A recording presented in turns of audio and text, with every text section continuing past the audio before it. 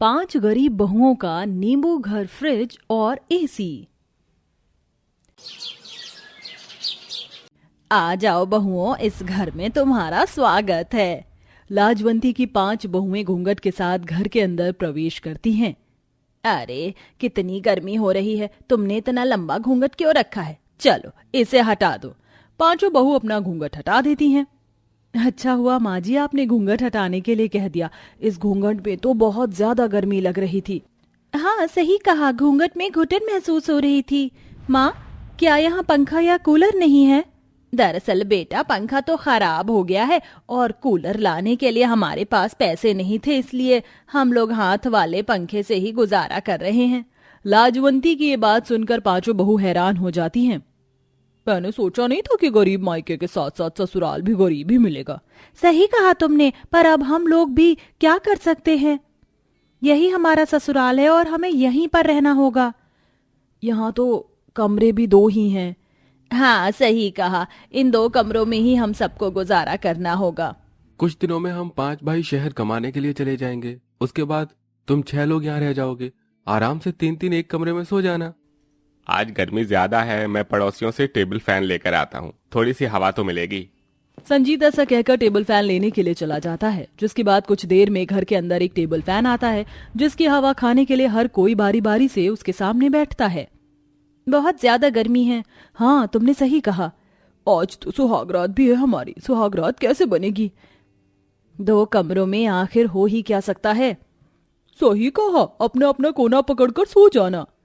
रात को 5 बहू एक कमरे में होती हैं और दूसरे में अपनी माँ के साथ 5 बेटे होते हैं।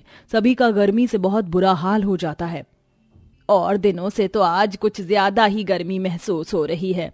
सही कहा माँ, चलो हमें तो ऐसे गुजारा करने की आदत है, इन 5 को तो इन सब की आदत भी नहीं है। बस जल्द से जल्द हमें शहर में नौकरी मिल जाए, फिर धीरे धीरे सारी परेशानी खत्म हो जाएगी। वह लोग तो जैसे तैसे करके रात को सो जाते हैं, लेकिन इधर 5 बहुओं का हाल बहुत बेहाल हो जाता है। हे भगवान, गर्मी से पसीने देखो कितने आ रहे हैं। सही कहा तुमने, बहुत पसीना आ रहे हैं। मुझसे सोया नहीं जा रहा, चलो थोड़ी देर बाहर आंगन में ही खड़े हो जाते हैं, वहां खुली हवा लगेगी। चलो मैं भी चलती हूँ। मंजरी शगुन दोनों घर के बाहर आंगन में आ जाते हैं। उनके आने के बाद आराध्या, राधिका, दृष्टि भी उनके पास आ जाते हैं। अब बस थोड़ी सांस में सांस आई है। घर के कमरों से ज्यादा तो बाहर ठीक लग रहा है, लेकिन जब सवेरा होगा तो धूप के कारण ये भी खत्म हो जाएगा। सही कहा तुमने, चलो क्यों ना हम यहीं पर बिस्तर लगाकर सो जाए। तभी लाजवंती आकर उन्हें देख लेती है। क्या हुआ, तुम 5 को गर्मी लग रही है? हाँ माँ जी, बहुत गर्मी है।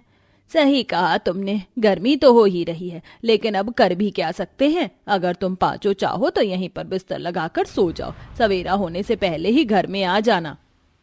माँ जी हम भी यही सोच रहे थे। 5 तुरंत बिस्तर लगाकर बाहर ही सो जाती हैं। अगले दिन जब सवेरा होता है तो बहुत ज्यादा गर्मी होती है। गर्मी की वजह से वो 5 सुबह के नाश्ते में चाय की जगह नींबू पानी बनाकर तैयार करती हैं।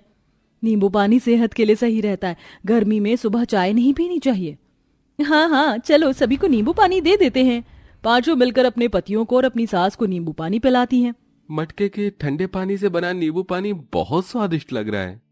सही कहा तुमने, अब से चाय की जगह नींबू पानी ही ठीक रहेगा, सुबह और शाम। निखिल इतना कह रहा था कि तभी गांव का एक आदमी आता है और 5 बेटों से कहता है, अरे तुम 5 अभी तक तैयार नहीं हुए हो? जल्दी तैयार हो जाओ, बस शहर जाने वाली है। मैं तुम्हारी नौकरी की बात कर ली है, अब शहर जाकर खूब कमाना। ये सुनते ही 5 भाई बहुत खुश होते हैं। क्या सच में तुमने हमारी बात कर ली है? अरे हाँ भाई हाँ, कर ली है। अब तुम लोग तैयार हो रहे हो या फिर बस के जाने का इंतजार कर रहे हो? अरे बस 5 मिनट तो, और 5 मिनट में हम पूरी तरह तैयार हो जाएंगे। इस तरह 5 भाई शहर जाने के लिए तैयार हो जाते हैं। पहली बस पकड़कर वह शहर पहुंच जाते हैं और यहाँ लाजवंती 5 बहू के साथ अकेली रह जाती है। हे भगवान, मेरे बेटे को कमाने का साधन दिखाना और उनके ऊपर अपनी कृपा दृष्टि भी बनाए रखना। परेशान क्यों होती हो माँ जी, सब कुछ ठीक हो जाएगा। हाँ माँ जी। इस तरह अब धीरे धीरे 5 के पतियों को गए हुए 2 महीने हो जाते हैं। 2 महीने से उनका कोई अता पता नहीं था और ना ही उन्होंने पैसे भिजवाए थे। 2 महीने हो गए हैं मेरे बेटे को गए हुए, अभी तक किसी का कोई अता पता नहीं। क्या शहर जाकर अपने परिवार को ही भूल गए? चिंता मत करो माँ जी, उन्हें समय नहीं मिला होगा। अरे ऐसी कैसी नौकरी हो गई, यहाँ हम एक एक रुपए के लिए तरस रहे हैं। हमारे पास घर में राशन तक नहीं है। देखो सुबह से किसी ने कुछ खाया तक नहीं है, बस गर्मी में मटके का पानी पी रहे हैं। इतना कहकर लाजवंती खांसने लगती है। मैं आपके लिए पानी लेकर आती हूँ। आराध्या पानी लेने जाती है, लेकिन मटके में पानी खत्म हो चुका था। हे भगवान, पानी को भी अभी ही खत्म होना था। पानी की जरूरत तो हमें पड़ेगी दीदी, चलो नदी से पानी भरकर ले आते हैं। राधिका और आराध्या दोनों नदी से पानी भरकर ले आती हैं और घर में रख देती हैं। तब उनके घर के बाहर से एक सब्जी वाला जा रहा था, जिसके ठेले से 2 नींबू नीचे गिर जाते हैं। आराध्या उन्हें चुपचाप उठा लेती है। ये क्या, तुमने ये क्या किया? बेचारे के नींबू गिर गए और तुमने उन्हें लौटाया भी नहीं। इनसे मैं आज नींबू पानी बनाऊंगी, वैसे भी सब्जी वाले के पास बहुत सारे नींबू हैं। आराध्या ऐसा कहने के बाद नींबू लेकर आती है और नींबू पानी बनाकर अपनी सास और बाकी सबको भी देती है।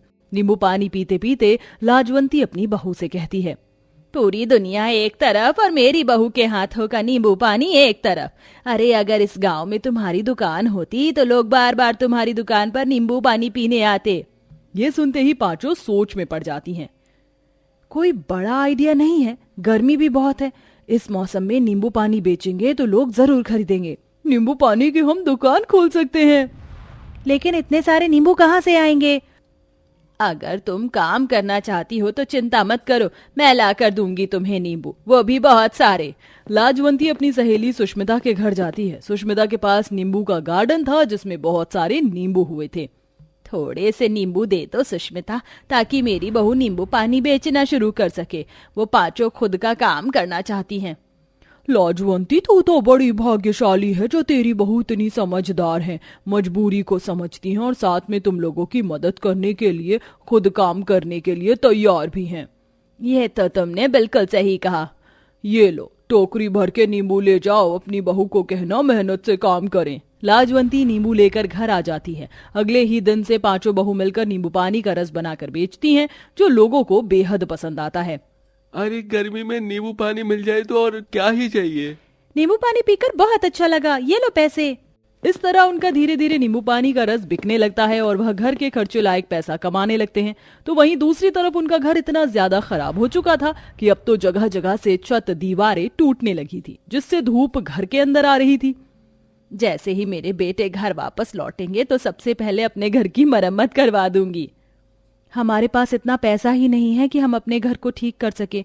काश की कुछ ऐसा होता जिससे हम खुद ही अपने घर को ठीक कर सकते। तभी शगुन को दृष्टि और मंजरी नींबू के छिलके ले जाती हुई दिखाई देती हैं। तुम इन्हें कहाँ लेकर जा रही हो? फेंकने के लिए लेकर जा रहे हैं। मैं सोच रही थी कि क्यों ना हम इनका इस्तेमाल करके अपने घर को नींबू घर बना दे। ऐसा हम लोग कैसे करेंगे? देखो, इन नींबू के छिलकों को हम अपने घर पर चिपका सकते हैं। उसके बाद धूप, धूल, मिट्टी घर के अंदर नहीं आएगी। हो सकता है घर के अंदर विटामिन सी की ऑक्सीजन भी रहे, जो हमारे लिए बहुत सही है। सुझाव तो अच्छा है। अब 5 बहू मिलकर नींबू के छिलकों से घर को नींबू का घर बनाने लग जाती हैं। देखते ही देखते पूरे घर को नींबू के छिलकों से वो ढक देती हैं। कुछ महसूस किया? नींबू के छिलकों से हमारा घर कितना ठंडा हो रहा है।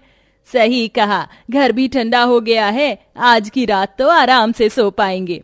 उस रात 5 बहू अपनी सास के साथ आराम से सो जाती हैं। कुछ ही समय में वो सेकेंड हैंड फ्रिज और एसी लाकर उसके ऊपर भी नींबू लगा देती हैं, जिससे वह ठीक ठाक गुजारा करने लगते हैं। फिर एक दिन लाजवंती के 5 बेटे शहर से वापस लौट आते हैं। उनके पास ढेर सारा पैसा होता है। उन पैसों से वो अपने लिए किराए का मकान लेते हैं और उसमें खुशी खुशी रहने लगते हैं।